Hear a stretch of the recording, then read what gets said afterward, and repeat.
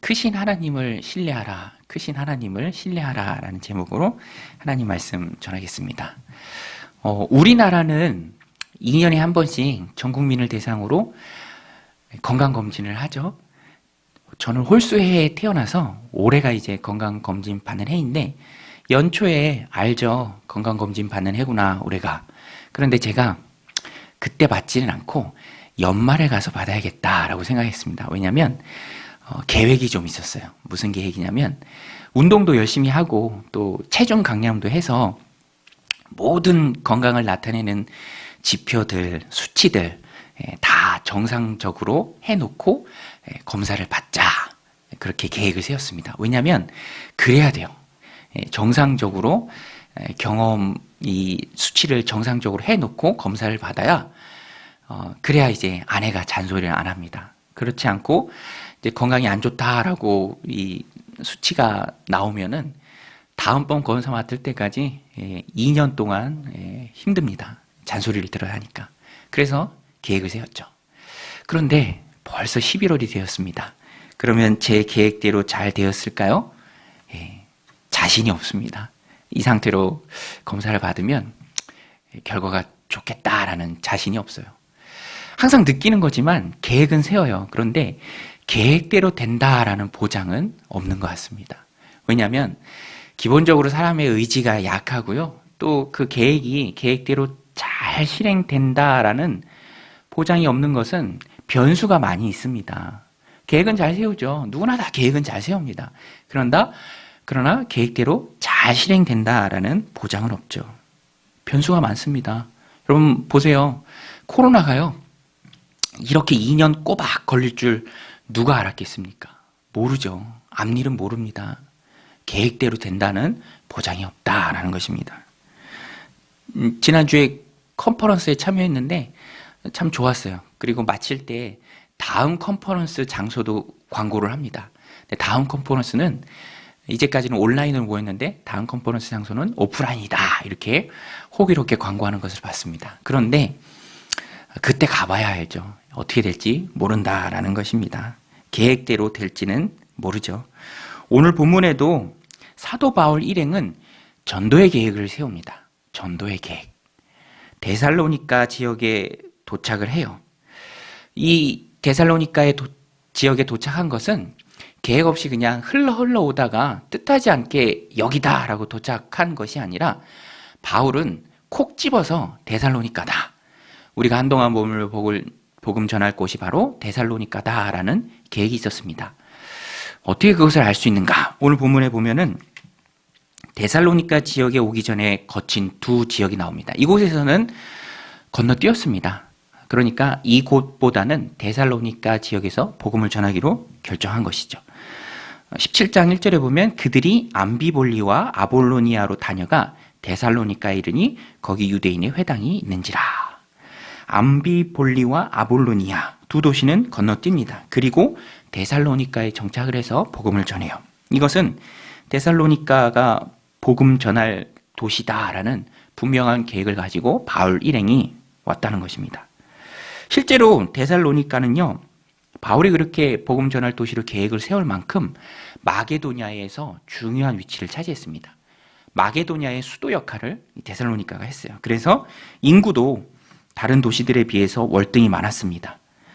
정치적, 지리적으로 중요한 도시예요. 데살로니가의 복음이 전파되면 거기서 얻어지는 파급 효과가 참 많았습니다. 큰 도시이기 때문에 그렇죠. 로마의 정치가 키케로는 그래서 데살로니가를 제국의 영토 중에서 심장부다, 우리의 가슴에 위치해 있는 중요한 도시다라고 말했습니다. 또 데살로니가가 중요한 도시였던 이유 중에 하나는 로마는 길이 잘 나 있죠. 중요한 간선도로들이 많았습니다. 그 중에 동서로 중요한 길이 있었는데요. 그게 바로 비아 에그나티안입니다. 그 비아 에그나티안이 지나는 길목에 데살로니가가 있었어요. 그러니까 데살로니가만 복음화되면 이미 나 있는 가도를 통해서 복음이 빠르게 동서로 확산될 여지가 있었습니다. 그래서 바울은 다른 두 도시보다 데살로니가에 집중했고요. 여기서 복음을 전하겠다라는 그런 계획을 가지고 도착한 것입니다. 그러면 여기서 한번 살펴보죠. 바울이 계획을 가지고 데살로니가에 도착을 했습니다. 그러면 바울의 계획대로 데살로니가에서 사역이 좋았습니까? 성공적이었는가? 바울이 복음 전하기로 선택한 이 데살로니가 도시의 사람들의 마음, 이 영적인 토양은 좋았는가? 결과는 어땠는가? 근데 결과적으로 보면은 글쎄요라는 말을 붙일 수밖에 없습니다. 글쎄요. 왜냐하면 데살로니가에서 바울 일행의 사역이 결코 만만치 않았습니다. 결과적으로 보면 데살로니가에서 쫓겨났어요. 쫓겨난 이후에도 다시 데살로니가에 들어갈 수 없는 처지가 되었습니다. 그러니까 물론 완전한 실패라고 말할 수도 없지만 결신자가 있었기 때문에 그렇지만 정말 큰 성공이다. 계획대로 다 됐다. 계획이 이루어졌다. 라고도 말할 수 없습니다. 쫓겨나기도 했고 또 다시 데살로니가에 재방문할 수도 없었습니다. 바울이 데살로니가에 다시 들어갈 수 없었던 이유는 그 지역의 통치자들이 바울이 다시 방문할 수 없도록 어떤 조치를 했습니다. 보석금이라고 하는 일종의 확약서, 이행담보 같은 것을 이 바울을 영접했던 야손으로부터 받고 그를 감옥에서 풀어주었습니다. 이 내용이 9절인데요. 야손과 그 나머지 사람들에게 보석금을 받고 놓아주니라. 이 보석금이 현대의 보석금은 아닙니다. 수감을 감면해주는 조건으로 약속을 하나 하는 거예요. 그런데 그 약속을 어기면 더 큰 손해를 감수해야 합니다. 이행담보 같은 것이죠. 그 이행담보가 무엇이냐? 바울이 다시 데살로니가에 들어오지 못하도록 하라. 만약에 또 들어오면 야손과 그리스도인 형제들을 더 큰 고난을 당하게 하겠다라는 그런 약속이 담긴 이행담보로 생각이 됩니다. 그러니까 데살로니가에서는 이런 일까지 있었다 하는 것입니다. 그래서 바울은 데살로니가 전서 2장 17절 18절에서 데살로니가에 가고자 여러 번 애썼지만 노력했지만 열정을 다했지만 그러지 못했다. 사탄이 우리를 막았다라고 말합니다. 형제들아 우리가 잠시 너희를 떠난 것은 얼굴이요 마음은 아니니 너희 얼굴 보기를 열정으로 더욱 힘써노라. 그러므로 나 바울은 한두 번 너에게 가고자 하였으나 사탄이 우리를 막았도다. 이런 일까지 데살로니가에 있었습니다. 그리고 데살로니가가 너무너무 힘든 사역지였던 것은 이곳에 사는 유대인들의 마음이 아주 악질이었습니다. 여러분 마음이 약한 사람들이 있잖아요. 마음이 약한 사람들, 아주 악질인 사람들. 이 데살로니가에 사는 유대인들이 그랬습니다. 폭력배를 고용해요. 그리고 사람들을 선동합니다. 바울은 복음 전하는 일밖에 없는데 음해를 합니다. 바울이 이 황제를 거역한다. 뭐 이런 얘기를 하면서 큰 고난을 겪게 합니다. 그리고 이 얼마나 끈질기고 지독했는지 바울이 데살로니가를 떠나서 베레아에서 복음을 전할 때도 거기까지 쫓아와요. 아주 집착을 하는 못된 고약한 사람들입니다. 이런 사람들이 데살로니가에 있었다라는 것입니다. 그러니까 너무너무 힘들었죠. 우리 5절 한번 보겠습니다. 그러나 유대인들은 시기하여 저자의 어떤 불량한 사람들을 데리고 때를 지어 성을 소동하게 하여 야손의 집에 침입하여 그들을 백성들에게 끌어내려고 찾았으나 야손은 신약 성경에 한 번 나오는데요. 여기만 나옵니다. 그런데 이 야손이 데살로니가에서 바울을 영접했던 것 같아요. 바울에게 숙소를 제공했습니다. 그것 때문에 큰 어려움을 겪죠. 야손의 집에 쳐들어가고 바울이 없으니까 대신 야손과 그리스도인 형제들을 끌어내서 읍장들에게 데리고 가고 결국에는 감옥에 갇히게 합니다. 그러니까 데살로니가는 종합적으로 보면 참 힘든 사역지입니다. 영적인 토양이 팍팍해요. 척박한 곳입니다. 그러니까 절로 드는 생각이 이런 곳에서 무슨 열매가 있겠나. 이런 곳에서 아무리 수고하고 애써봐야 무슨 선한 게 나오겠나. 어떤 열매를 맺을 수 있겠나라는 생각이 절로 드는 곳이 바로 데살로니가였다 하는 것입니다. 그런데 여러분 하나님이 함께 하시면 이렇게 힘든 사역지 데살로니가에서도 놀라운 열매를 맺을 수 있습니다. 왜냐하면 하나님이 열매를 맺게 하시는 분이시고요. 바울이 씨를 심으면 그것을 자라게 하시는 분이 하나님이시기 때문입니다. 하나님이 자라게 하시죠. 그래서 겉모양으로 보면 참 척박한 땅이고 도무지 계획대로 안 되는 땅이고 어려운 사역지고 사람들의 마음이 힘든 곳이었지만 그럼에도 불구하고 바울이 헌신했을 때 하나님이 그 영혼들을 데살로니가에 사는 영혼들을 자라게 하십니다. 그 성도들을 열매 맺게 하세요. 그래서 데살로니가에 보내는 바울이 편지를 쓸 때 데살로니가 교회 교인들의 칭찬이 입에 마르는 칭찬이 나옵니다. 데살로니가 교인들은요 믿음의 소문을 각처에 퍼뜨리는 사람들이었고요 바울의 자랑거리였습니다. 믿음의 본이 되었습니다. 이 내용이 데살로니가전서 1장 6절, 7절, 8절에 나옵니다.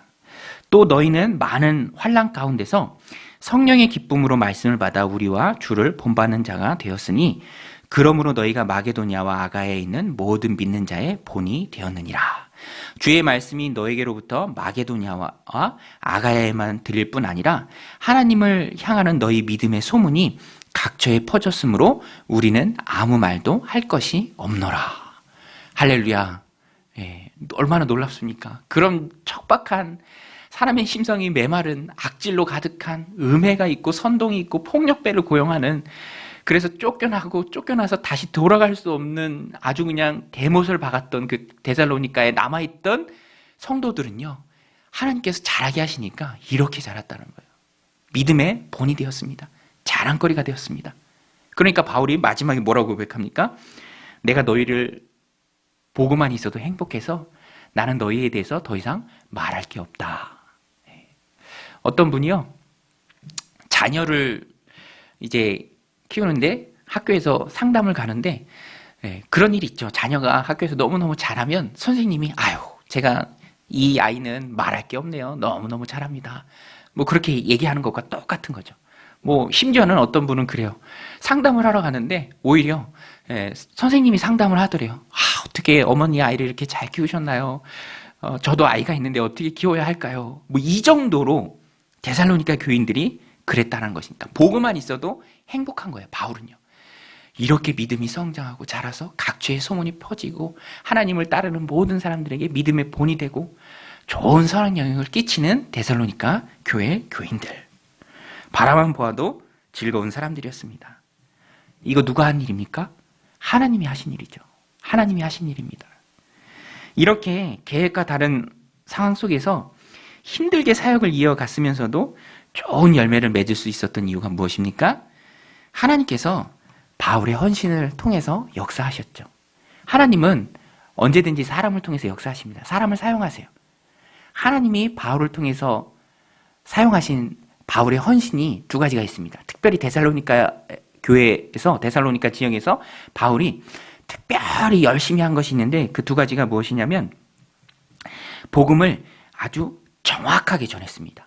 복음의 정수를 전했어요. 그리고 그 복음의 정수를 꾸준하게 전했습니다.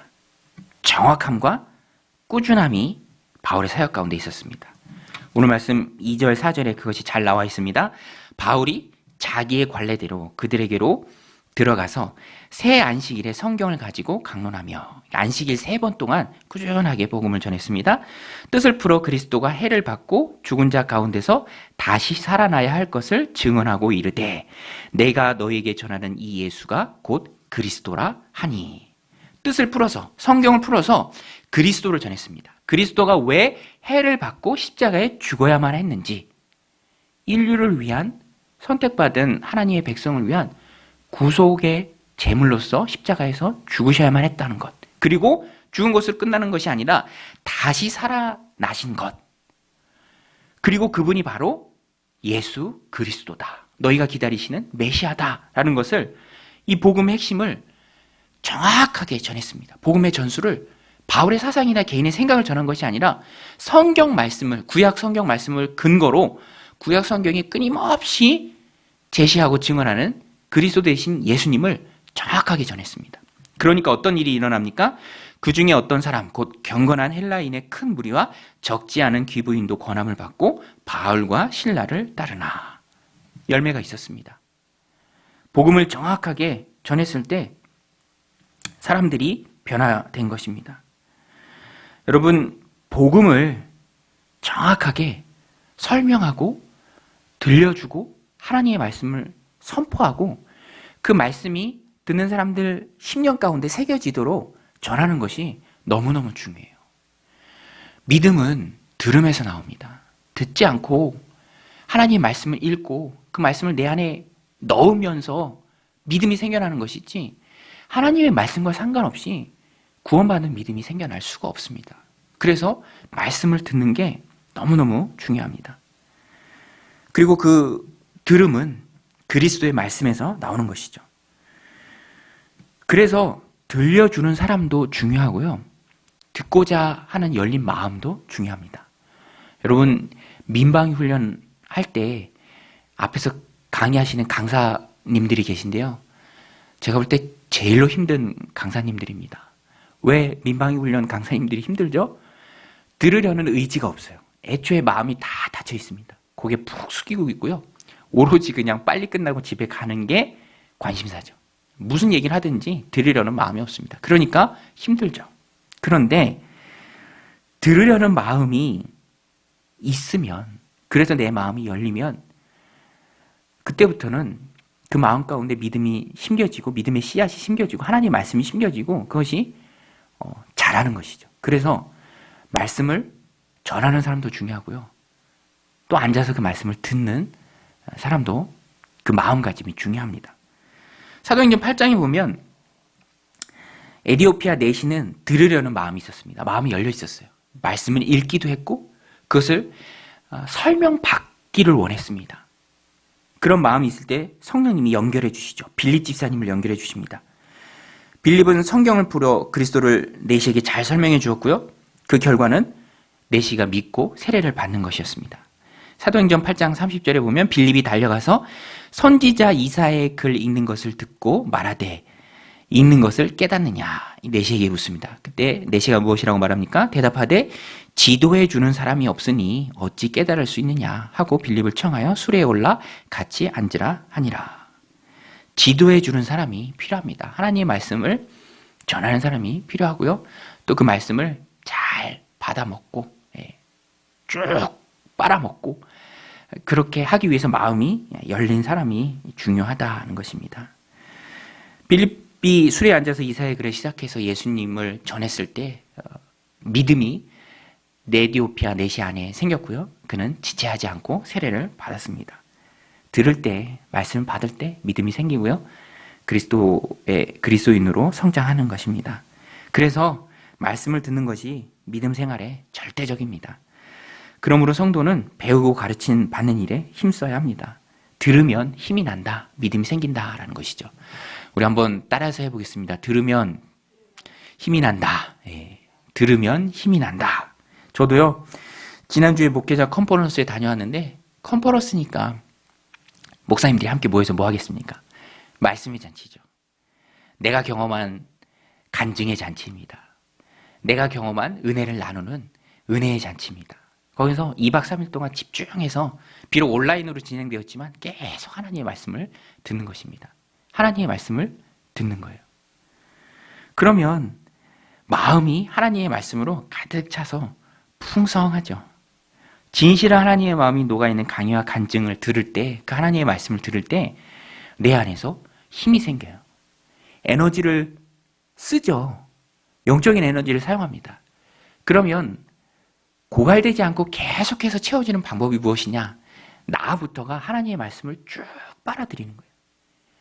시편 말씀을 통해서, 또 하나님의 은혜를 체험한 여러 믿음의 동역자들의 간증을 통해서, 그 고백과 도전하는 그 말씀들을 통해서 내 안에 에너지가 쭉 채워지는 것을 경험합니다. 데살로니가 교인들도 그랬어요. 바울이요, 자기의 생각이나 사상이 아니라 오로지 예수 그리스도, 하나님의 말씀, 왜 예수님이 죽으셔야만 했고 왜 부활하셔야만 했고 그것이 우리에게 얼마나 큰 구원의 은총인지, 우리의 죄를 용서하고 하나님의 자녀로 나아가는 유일한, 하나님으로 나아가는 유일한 길 되신 분이 바로 그리스도 예수시라는 것을, 그 복음의 정수를 힘있게 전했을 때 데살로니가 교인들이 그 말씀을 받고 믿음이 생기고 하나님의 백성으로 자랄 수 있었습니다. 또 한 가지 중요한 것은요, 바울은 꾸준하게 말씀을 전했습니다. 새 안식일이라고 하죠. 새 안식일. 그러니까 3주입니다. 3주. 새 안식일 동안 3번 동안 하나님의 말씀을 꾸준히 전했습니다. 결코 적은 시간이 아니에요. 한 번 전해서 이 변화가 없어도 2번 전하고, 2번 전하고 변화가 없어도 3번 전하고, 3번 전하고 변화가 없어도 계속해서 전하는 것이죠. 변화될 때까지 꾸준하게 전하는 것입니다. 여러분, 인내하고 꾸준하게 하는 게 얼마나 중요한지 모릅니다. 믿음이 성장할 때. 이것은요, 세상에서도 이미 증명된 거예요. 여러분, 6일 약국이라는 책 아시죠? 김성호라는 약사분이 마산에다가 빚을 내서 4.5평 약국을 시작했어요. 그래도 그 작은 약국이니까 누가 알겠습니까? 그런데 이 김성호라는 약사분 참 대단한 분인 것 같아요. 지금은 훌륭한 기업가가 되셨죠? 이 4.5평 되는 빚내서 만든 작은 약국 홍보에 열심히 특별히 꾸준히 합니다. 어떤 방법으로 했냐면 택시를 탈 때마다 무조건 얘기하는 거예요. 6일 약국 갑시다. 6일 약국 갑시다. 그런데 4.5평 되는 그 작은 약국을 누가 알겠습니까? 그래도 꾸준하게 했다는 거예요. 택시 운전하시는 분들한테. 그러니까 놀라운 일이 벌어지는데 기준이 새로 생겨버려요. 지역의 랜드마크가 됩니다. 6일 약국 가면 다 알아요. 입소문이 나고요. 그래서 창원 마산 지역에서 가장 유명한 약국이 되었습니다. 약사 한 분의 꾸준함이 작은 약국을 지역의 랜드마크로 바꿔놓는 힘이 있죠. 꾸준한 말에 그 꾸준함에 힘이 있다는 것입니다. 그래서 성도에게 있어서 특별히 하나님의 귀한 사명을 맡은 성도에게 있어서 중요한 것은 꾸준함입니다. 꾸준하게 자리 지키고 꾸준하게 말씀 듣고 꾸준하게 복음 전하고 금방 변화가 없더라도 그 꾸준함이 힘이죠. 바울은요, 꾸준함이 있었습니다. 견디는 힘이 있었어요. 그의 사역이 그것을 잘 말해줍니다. 특별히 이 데살로니가에서도 꾸준히 견디면서 하나님의 말씀을 전했죠. 성도는요, 무엇이든지 열매를 얻고자 하면은 꾸준함이 있어야 될 줄로 믿습니다. 할렐루야. 꾸준한 것이죠. 여러분, 물이 몇 도에 끓습니까? 제가 성경 공부 시작할 때 중간에 포기하지 말라고 늘 하는 말인데요. 물이 몇 도에 끓죠? 100도에 끓습니다. 100도. 그런데 그것은 100도까지 기다리라는 거예요. 90도에도 안 끓고 99도에도 안 끓습니다. 정말로 100도가 되었을 때 딱 끓는 것이죠. 그런데 100도까지 되면 끓을 텐데 100도까지 못 기다리고 90도나 99도에 포기하면 에이 안 끓네. 포기해야지 그러면 그 얼마나 아깝습니까? 사명은 마지막까지 포기하지 않고 그 자리를 지키는 것이죠. 오늘 바울 보세요. 인내하면서 꾸준히 복음 전하니까 결국에는 결신자가 나왔습니다. 여러분, 마게도냐, 이 그리스 지역, 철학적인 사고가 아주 팽배한 곳입니다.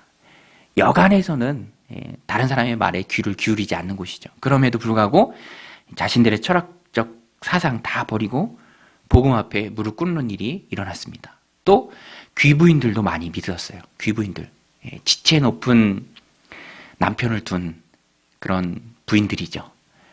그들도 복음 앞에 많이 나왔습니다. 그러니까 꾸준하게 복음을 전하는 그것이 철학적 사상도 무너뜨리고 마음의 교만도 허무는 힘이 있다는 것입니다. 꾸준함이 힘이죠. 여러분, 꾸준함이 힘인 줄로 믿습니다. 여리고성 보세요.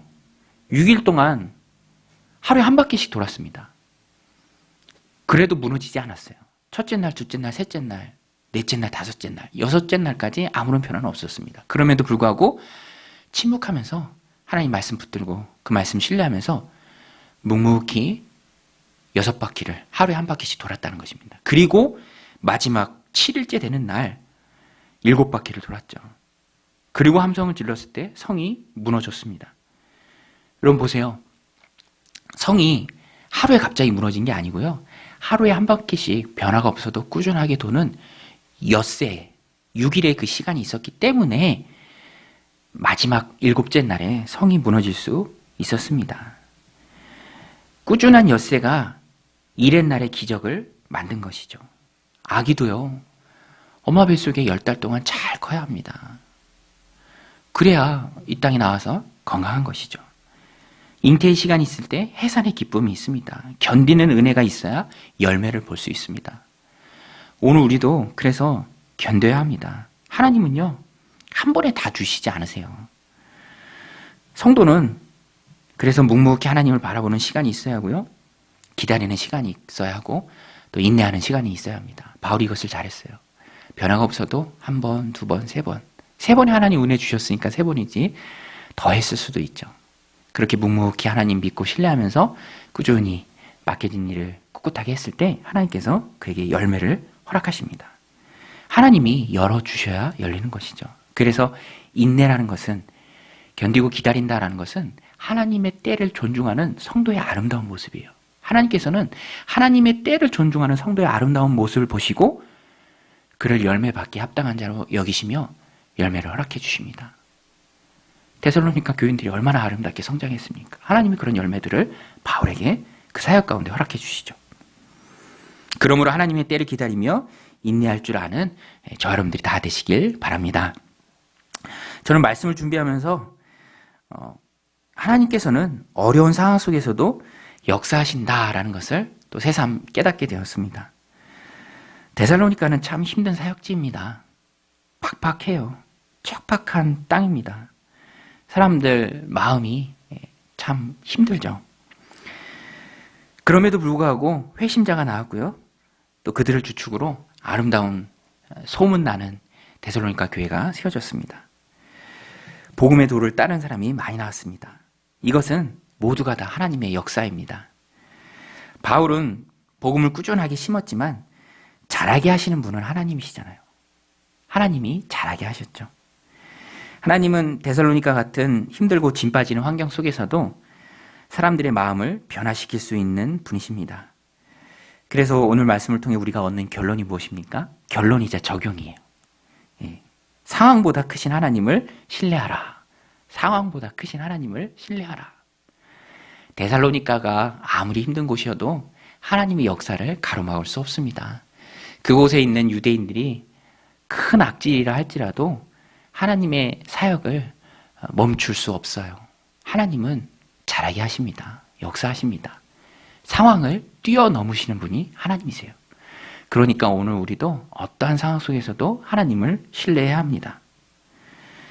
하나님을 신뢰하며 인내로 꾸준하게 복음의 정수를 심으면 결국에는 하나님께서 열매 맺게 하십니다. 저는 열매 맺는 데 있어서 상황이 문제가 안 된다라는 것을 군대에서 한번 경험한 일이 있는데요. 제가 군 생활하면서 부대 안에 있는 교회를 출석했는데 부대 안에 있는 교회가 큰 교회는 아니어서 외부에서 은퇴하신 목사님이 오셔서 설교를 해주셨습니다. 말씀을 전해주셨는데요. 근데 목사님이 제가 신학교 다니다 온 것을 아시고 한 번은 수요일 저녁 예배 설교를 저에게 맡겨주셨습니다. 저는 그렇게 하겠다라고 말씀을 드렸는데 문제가 있었어요. 제가 병사이다 보니까 설교 준비할 시간이 따로 없는 거예요. 뭐 책상에 앉아서 준비할 시간이 어디 있습니까? 병사가. 제가 군종병도 아니었고요. 그래서 이 수요일 점심 때 설교가 있는 그 점심 때 식사 집합에서 몰래 빠져나와서 점심을 안 먹고 그 시간에 짬을 내서 설교 준비를 했습니다. 또 저녁 때는 이제 저녁 예배를 가야 하는 그 앞 시간에 하필 제가 기간병으로 근무하는 시설과의 회식 날이었습니다. 회식이니까 술자리죠. 저는 술은 마시지 않지만 분위기가 술판이니까 이게 참 마음이 어렵더라고요. 이제 가서 설교를 해야 될 설교자인데 막 거나하게 술에 취한 사람들 얘기 들어주고 또 병사니까 뭐 저는 선택권이 없죠. 끝날 때까지 그 자리를 지켰습니다. 그리고 간부 식당에서 회식을 했는데 간부 식당 바로 옆이 예배당이었어요. 그래서 저는 간부 식당에서 술자리 지키다가 바로 그 옆에 예배당으로 가서 설교를 해야 했습니다. 상황만으로 보면 정말 힘들죠. 설교를 따로 기도하며 준비해야 될 물리적인 시간도 없었고 또 방금까지 술자리에 있다가 설교자로 단위에 서야 하니 그 마음이 얼마나 어수선하겠습니까? 그래도 하나님 맡겨주신 일이니까 꿋꿋이 갔습니다. 그랬더니 하나님께서 놀랍게 은혜를 부어주셨어요. 성령께서 붙잡아 주시니까 불같이 설교했고요. 예배에 참여했던 성도님들이 또 국군 장병들이 큰 은혜를 받았습니다. 도전과 감동을 받았다라고 고백합니다. 어떤 한 간호장교는요, 감동을 받았다고 시간도 없는 병사가 또 힘있게 말씀 전하는 모습 보면서 은혜를 받았다라는 그런 고백도 했습니다. 여러분, 상황이나 환경은 문제가 안 됩니다. 하나님이 역사하시면 그 모든 상황과 환경을 뛰어넘는다는 것입니다. 오늘 우리의 상황은 어떻습니까? 상황이 어떻든지 역사를 이루신 분은 하나님이십니다. 정말 그래요. 제가 신대원 입학하고 유초동부 사역을 다니던 교회에서 시작했는데 처음 성경학교를 할 때였습니다. 담임 목사님 저를 격려해 주시면서 민 목사님의 처녀작이니 성경학교이니 잘해보세요 라고 격려를 해 주시더라고요. 나름 부담도 느끼면서 열심히 준비하려고 했는데 당시 제가 있던 그 상황이 썩 좋지 않았어요. 제가 그때 창문 없는 고시원에서 지낼 때였습니다. 그래서 창문이 없으니까 불만 끄면 밤이에요. 깜깜합니다. 뭐 이렇게 마음의 여유나 그런 좋은 환경이 아니었어요. 뭐 침대랑 책상 있는 딱 그 고시원이었죠. 그런데 그럼에도 불구하고 그런 상황에서도 열심히 기도하면서 또 준비하니까 제 생에 가장 은혜롭고 또 열매가 많았던 여름 성경학교가 그때가 아닌가라는 생각을 해봅니다. 상황은 문제가 아님 됩니다. 하나님은 어떤 상황 가운데서도 은혜 부어주시면 놀랍게 역사하시고요. 또 많은 열매를 맺게 해주십니다. 우리는 그래서 하나님을 신뢰하는, 어떤 상황 속에서도 하나님을 신뢰하는 믿음이 있어야 합니다. 세상에 우리가 나아가야 할 길이 어둡죠. 어두컴컴합니다. 그때 믿음이라는 그런 불빛이 필요해요. 제가 지난주에 라이트가 고장났는데요. 얼른 고쳤습니다. 왜냐하면 갑자기 또 어두운 길을 갈 일이 생길 수도 있잖아요. 뭐 도시는 밝으니까 가로등 불빛 의지하면서 잘 다닐 수 있는데 어두운 곳에서는 못 다니니까. 고치고 나니까 전에는 불안불안했는데 딱 고치고 나니까 라이트가 환하게 들어오고 나니까 마음에 담대함이 생기더라고요. 야, 이제는 어디든지 갈 수 있겠다. 이렇게 밝으니 못 갈 곳이 어디 있겠습니까? 오늘 우리의 신앙생활도 마찬가지입니다. 믿음의 등불이 있어야 돼요. 여러분, 믿음의 등불을 하나씩 다 장착하시길 바랍니다. 그 믿음의 등불이 무엇입니까? 하나님의 역사를 신뢰하는 마음이에요. 환경을 뛰어넘는 분이 하나님이시다. 어떤 척박하고 어렵고 좌절과 절망적인 순간에도 하나님은 역사하신다. 잘하게 하시는 분은 하나님이시다. 이 믿음이죠. 그 믿음만 있으면 모든 상황을 이겨내는 밝은 등불이 된다라는 것입니다. 바울을 보십시오.